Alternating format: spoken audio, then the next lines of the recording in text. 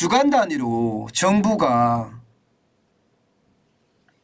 아파트 매매값 변동률을 발표를 하잖아요.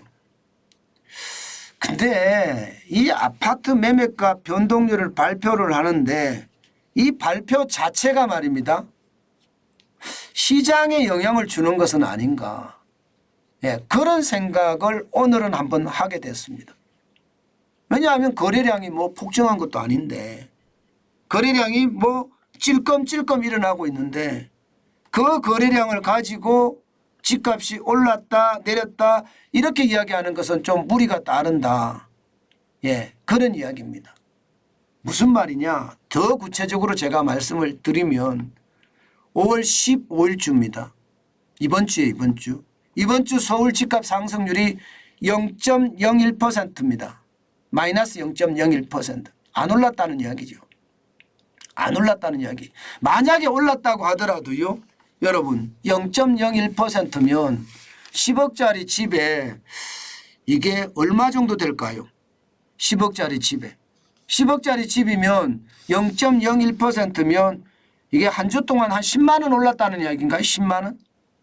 아니 10만 원 오른 걸 보고 이게 집값이 올랐다. 전체적으로 이렇게 이야기할 수 있을까요?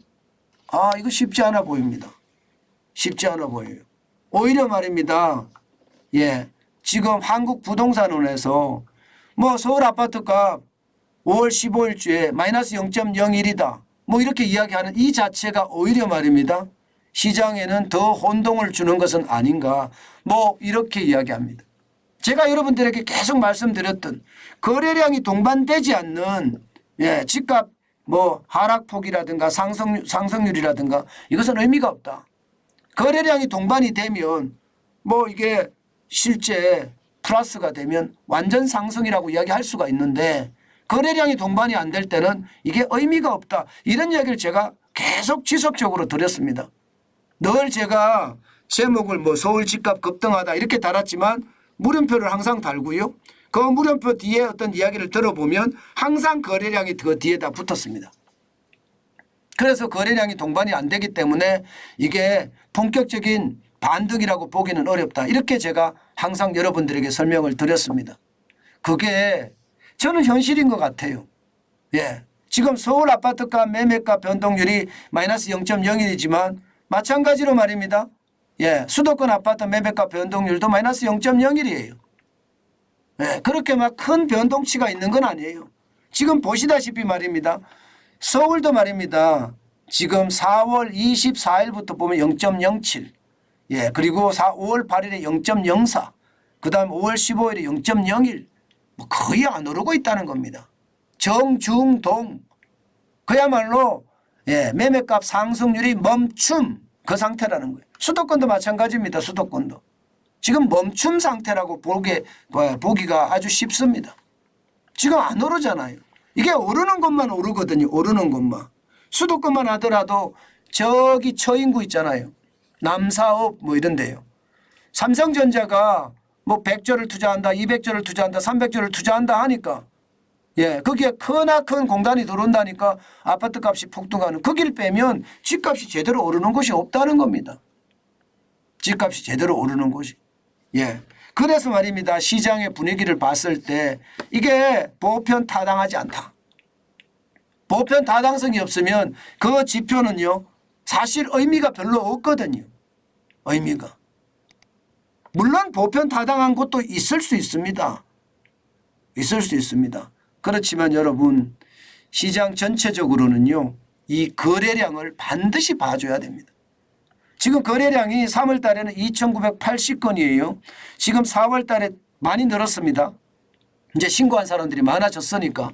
오늘이 5월 19일이니까요. 앞으로도 10일 정도 더 신고하겠네요. 그러면 이게 2,944건이 아마 3,000건을 훨씬 넘어서겠죠. 3,000건을 넘어서지만 역대 평균치인 6,040건에는 턱없이 부족할 겁니다. 게다가 말입니다. 5월 달에는 거래가 생각보다가 안 일어납니다. 5월 달에는. 쉽게 말하면요. 시장에 급매나 급매가 나갔을지언정 현매는 지금 잘 안 나간다는 이야기가 되는 거예요. 현매는요. 예. 저는 여기에 우리가 많은 생각을 집중해야 됩니다. 예. 현매는 안 나간다. 극건매는 나가고 건매도 나갔는데 현매가 나가긴 하는데 가끔 진짜 돈 많은 사람들이 나 그곳에 가고 싶어 하고 사는 것 외에는 없다. 이렇게 이야기할 수 있다는 겁니다.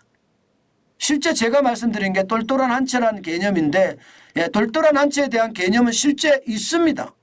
여러분 보세요. 지금 올라가는 것을 보면 강남 4구는 다 올라가죠.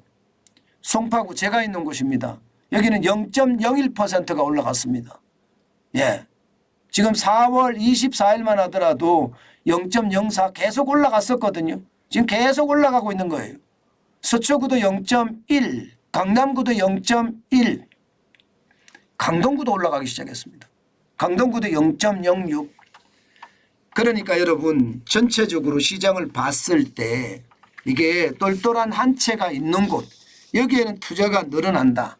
예, 실제 집을 산다. 이렇게 이야기는 할 수 있지만 전체적으로 시장이 큰 흐름을 가져가기에는 쉽지 않다. 이 말씀 다시 한번 드리고 싶습니다. 물론 용산도 올랐습니다. 용산구도 0.05가 올랐고요. 저기 노원구 있잖아요. 노도강 하는데 0.07까지 올랐습니다. 노원구도. 동작구도 분위기가 좀 바뀌어서 0.06으로 올랐습니다. 전부 다 상승폭이 서울에서는 올려놨는데 그렇지만 여러분 이게 아직까지도 일반화는 아니다. 이렇게 인식하는 게 좋을 것 같습니다. 요즘 시장의 분위기는요. 분명히 오름폭에 대한 무서움이 있기는 해요. 예, 서울 강남 대치동 아이파크 84제곱미터입니다. 지난 3월에 22층이 말입니다. 22억 5천만 원에 거래가 됐었는데 최근에 거래가 되는 거 보면 2023년 5월 4일에 거래가 됐는데요. 25억 5천에 거래가 됐습니다. 예, 이게 1억 4천이 아닌데 1억 4천으로 돼 있네요. 그죠? 예, 많이 올랐죠. 분위기는 굉장히 많이 올랐습니다. 전체 분위기가 지금 조금씩 강남에는 오르는 분위기다. 게다가 호가도 보면 26억에서 31억까지 호가가 나오고 있어요. 그러나 거래가 안 돼요. 거래가 아주 찌질하게 되기 때문에 이것을 말입니다. 시장의 전반적인 이해로 해석하기에는 굉장히 어렵습니다. 이게 제가 이 지표가 분명히 틀렸는데요. 2023년 3월에 22층이 24억 1천만 원에 거래돼 24억 1천만 원. 24억 1천만 원에 거래가 됐고요. 그리고 5월 4일에 14층이 25억 4천만 원. 그래서 차이가 1억 4천만 원의 차이가 납니다. 1억 4천만 원. 호가는 26억에 31억. 중요한 것은 여러분 이렇게 올라가는 것도 있다는 거예요. 이게 뭐 서울의 집만 해도 어마어마하게 많은데 뭐 다 일률적으로 떨어지거나 그럴 일이 없잖아요. 지금은 부동산 시장의 대혼란이라고 제가 말씀을 드렸잖아요. 그런 상황을 고려해 보면 말입니다. 오르는 것도 있고 떨어지는 것도 있겠지만 분명한 것은 거래량이 뒷받침을 해주지 않기 때문에 이것을 말입니다. 집값이 본격적으로 반등하는 시점이다. 이렇게 해석하는 것은 아니라는 이야기입니다. 제가 오늘도 여러분들에게 부동산에 대한 말씀을 드렸는데 시장은요. 저는 그렇게 봅니다. 시장은 지금 2008년 이후에 잠깐 일시적 반등 데드캣 바운스가 있었습니다. 그리고 나서 계속 박스권 장세로 흘러갔던 거 아마 여러분들 기억하실 겁니다. 저는 물론 뭐 정부의 정책이 또 달라지면 달라질 수가 있겠지만 현재 정책을 보건대요. 현재 정책대로라면 그냥 박스권 장세가 계속되지 않겠느냐 이런 예상해 봅니다. 정책이 달라져서 또 집값이 올라간다. 그럴 수 있습니다. 그럴 수 있지만 현재까지는 지금 데드캣 바운스가 이제 급매나 극급매가 다 나갔고요. 현매는 확 줄어들지 않겠느냐. 저는 그렇게 예상하고 있습니다. 시장은 항상 변화하기 때문에 예의주시해야 되는 건 맞습니다. 그러나 요즘 제가 현장 답사라는 말 안 하잖아요. 현장 답사 임장을 하란 말 안 하잖아요. 달라졌다는 뜻이 시장의 분위기 자체가 말입니다. 지금은요 대혼란기다. 그렇기 때문에 기다리는 게 더 좋다. 뭐 그렇게 생각합니다. 그렇지만 무주택자가 내 집을 산다. 그런데 가격이 싸다. 뭐 주변의 시세보다가 뭐 한 30~40% 싸다. 그러면 사야죠. 무주택자라면. 그리고 내가 가고 싶은 곳이라면 그것은 분명합니다.